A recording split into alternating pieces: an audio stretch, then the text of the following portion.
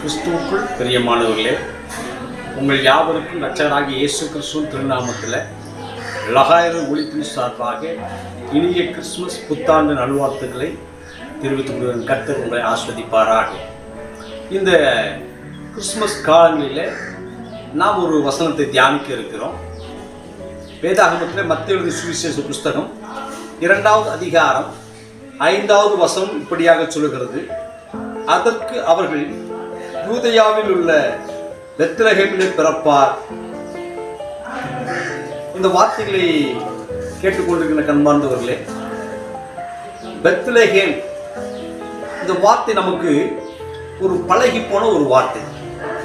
வேத சரித்திர ஆராய்ச்சியாளர்கள் கிறிஸ்து பிறப்பதற்கு 1400 ஆண்டுகளுக்கு முன்பதாகவே இதை குறித்து ஏராளமான தீர்க்கதரிசனங்கள் சொல்லப்பட்டிருப்பதையும், அங்கே பரிசுத்தவான்கள் வாழ்ந்திருப்பதையும் வேதாகமத்தில் பதிவு செய்யப்பட்டிருப்பதை நாம் பார்க்கிறோம். எப்ராத்தா என்று சொல்லப்படுகிற இந்த பெத்லகேம் ஒரு சிறப்பு வாய்ந்த முக்கிய ஸ்தலமாக காணப்படுகிறது. இந்த பெத்லகேமிலே பரிசுத்தவான்களாகிய யாக்கோபு, ராகேல், இப்சான், லேவியனாகிய வாலிபன், எலிமெலேக்கு, ரூத்து, நகோமி மற்றும் தாவீது பல பரிசுத்தவான்களை குறித்து இந்த பகுதியில் அவர்கள் வாழ்வதை குறித்து நாம் பார்க்க முடியும். இந்த கண்பார்ந்தவர்களே, இவ்வளவு சிறப்பு வாய்ந்த இந்த பட்டணம் யூதேயா தேசத்துல பெரிய பட்டணம் அல்ல. வேதம் சொல்கிறது யூதேயா தேசத்துல அது சிறிய பட்டணம் தான். ஆனால் இந்த சிறிய பட்டணத்துல இந்த உலகத்தை ஆளுகிற ராஜாவாகிய கிறிஸ்து பிறப்பார்னு சொல்லி தீர்க்கதரிசியின் மூலமாக சொல்லப்பட்டிருப்பதை நாம் பார்க்கிறோம். மீகா தீர்க்கதரிசி தன்னுடைய 5வது அதிகாரம் 2வது வசனத்துல அதை குறிப்பிடுவதை பார்க்கிறோம். பின் நாட்கள்ல இயேசு அப்படியே அந்த பெத்லகேமில் பிறந்ததையும் நாம் பார்க்கிறோம்.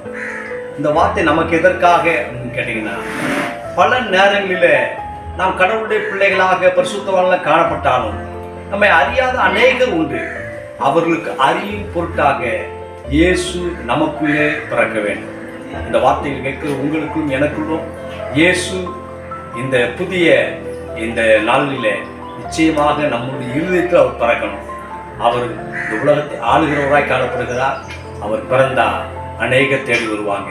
இந்த மத்தேயு சுவிசேஷ புஸ்தகத்துல நாம் பார்க்கிற பொழுது அங்கே சாஸ்திரிகள் அவரை வணங்குவதற்காக, ஆராதிப்பதற்காக கடந்து வருவதை பார்க்கிறோம். ராஜா சாஸ்திரிகள் அங்கே இயேசுவை தேடி வருவதை நாம் பார்க்கிறோம். சாஸ்திரிகள் சொன்ன வார்த்தை தான், அவர் பெத்லகேமிலே பிறப்பார். தேவனுடைய வார்த்தை எவ்வளவு உண்மையுள்ளது பார்த்தீங்களா?